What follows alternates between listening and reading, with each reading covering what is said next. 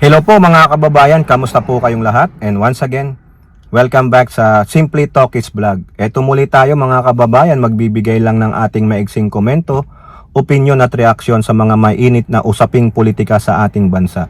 At isa nga po dyan sa pinakamainit ngayon ay itong impeachment trial ng inyong VP Sara Pusit Duterte. Kung ang latest po tumakbo po siya sa Supreme Court para po humingi ng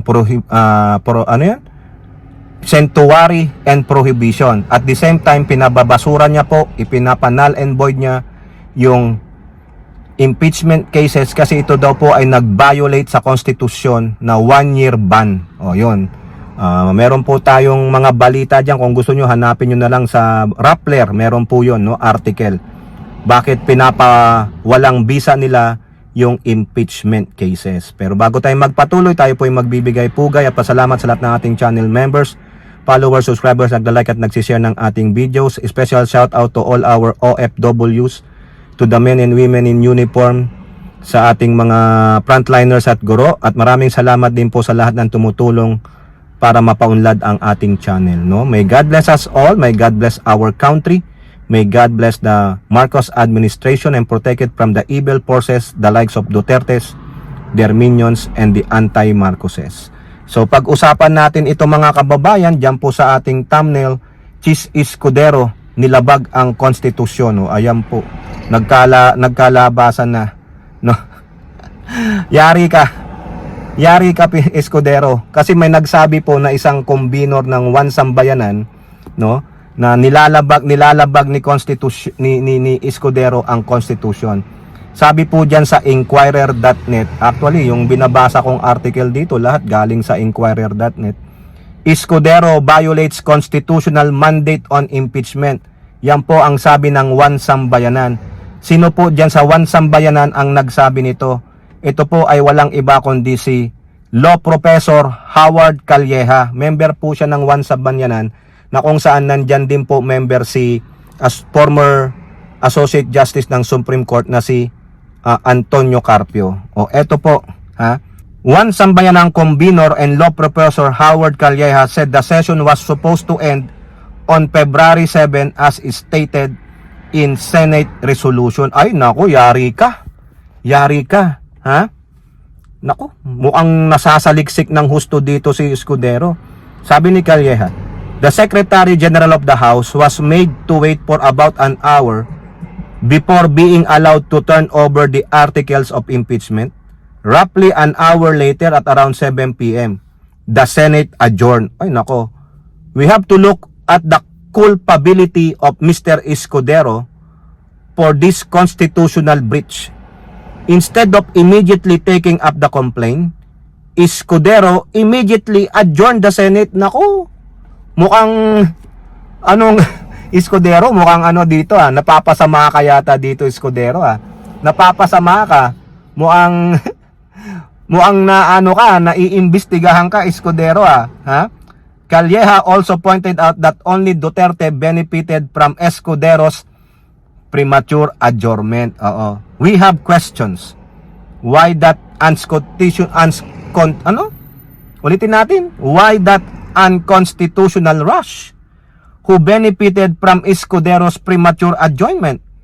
Definitely Sara, because there will be a lot of legal questions that could potentially kill the impeachment complaint under the 20th Congress. Sabi pa ni Howard Calleja. Nako, patalinuhan na to, lawyer versus lawyer. Maganda to mga kababayan, at least silang mga lawyer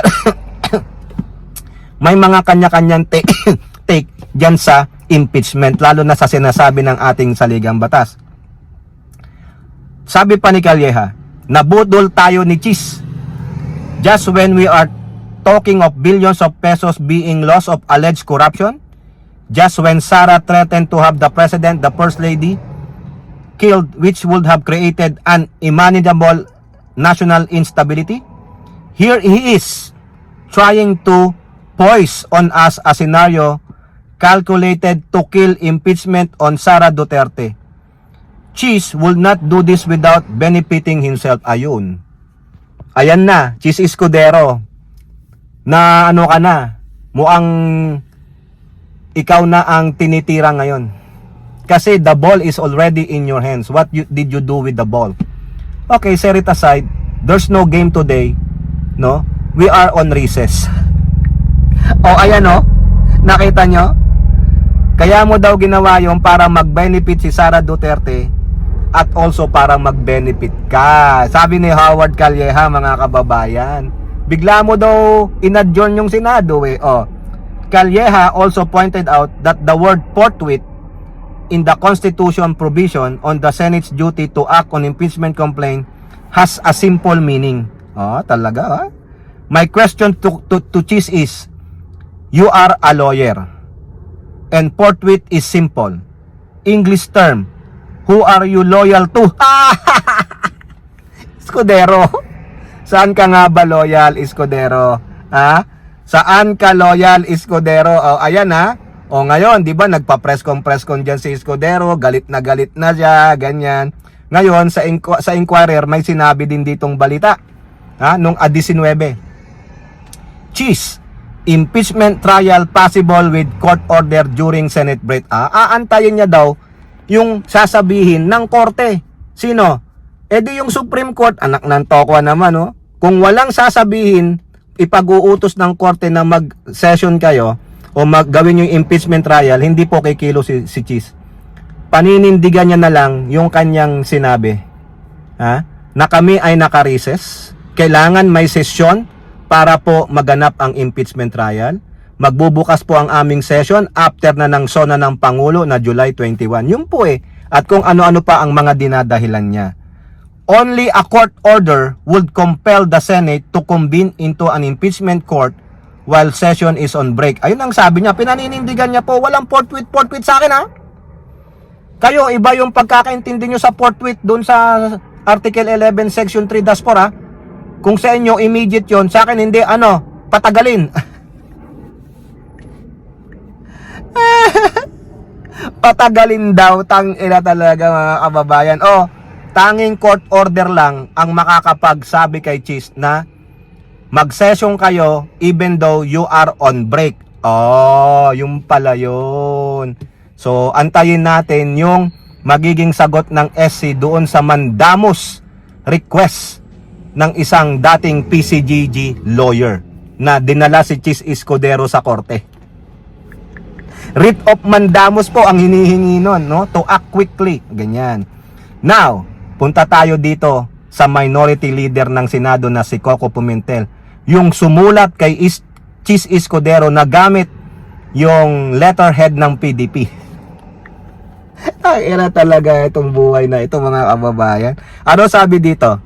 Pimentel tells Escudero, acting pass on Duterte's impeachment is Senate duty. Ayan, na-call out ka. Trabaho nyo pala yun eh. Oo, trabaho mo pala. Ano ka ba? Re-electionist ka ba, Escudero? Re-electionist ka? Tulad ni Bato? I don't think so.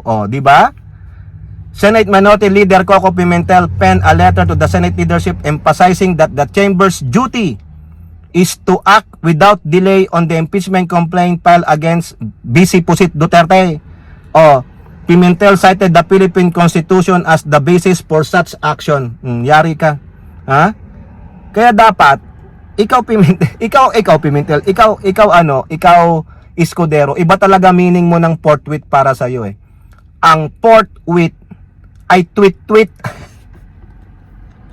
Parang tweet lang yan dati, sabi ni Escudero, bahala kayo sa buhay nyo, no? Magkampihan pa kayo pero you will not compel me. Sabi niya, ang daming ang letter sa akin eh, pero iisa lang naman ang tema. It will not compel me unless there is a court order for us to convene while we were on break or recess. Susundin namin. Pero wala eh. Kaya manigas kayo. Mag-antay kayo ng pagputi ng uwak. Di ba mga kababayan? Ganun po yung aking tingin eh. Mag-antay kayo. O ano pa ang sabi ni Pimentel dito sa kanyang letter? Inquirer, impeachment trial versus BP Duterte can start by March. By March daw. Kumbaga, mangarap ka na lang, Pimentel. The Senate President already has spoken before you have that kapihan sa Senado. Nagsalita na siya. He will not do it. He will only do it if there is a court order. So, kahit na ano pang ngaw-ngaw natin dito, kahit na ano pa ang sabihin natin kay Escudero, pag sabihan natin siya ng masama, i-ad hominem natin siya, ang sasabihin niya lang, Wapakels. Wapakels pala si Escudero, mga kababayan. Ang tibay naman, oh. Oh, kaya sabi niya, bahala kayo. Recess is a recess. Biruin nyo, ha. Nag-ano yan, ha. Nag-press con. Naka t-shirt lang. Meaning talagang ini-enjoy niya ang break. Utangin na talaga, mga kababayan. Ang sarap buhay, ano. Biruin nyo, no. Libo-libong sahod. Pero tinan nyo, naka t-shirt lang siya. Enjoy na enjoy niya yung break niya. That was Tuesday. Believe na. Tuesday ba yun o Wednesday? Yung kanyang press con, di ba? Naka t-shirt lang siya ng puti. O ibig sabihin, hindi siya nagtatrabaho. Uy, gagi ka, Tokis. Nagtatrabaho naman siya, di ba? May press con nga siya. Ganun po ba? Hayop talaga, mga kababayan. Nakakainggit ang mga politiko, no? Biruin mo, si Bato, lugi naman kami. Si Escudero, bahala kayo, no? Di ba? O yung mga Kapots Angels ko diyan, sabi nila, Wapakels. Narinig mo ba yun, Tokis? Wapakels. Coco Pimentel, Howard Calleja, Carpio, and the rest, the likes, si Nery Colmenares, mga progressive groups, Makabayang Black. Sabi ni Escudero sa inyo, Wapakels. O kayo po, ano po inyong masasabi? Comment down below and don't forget to like and share. Hope to see you in the next videos. Bye bye, God bless.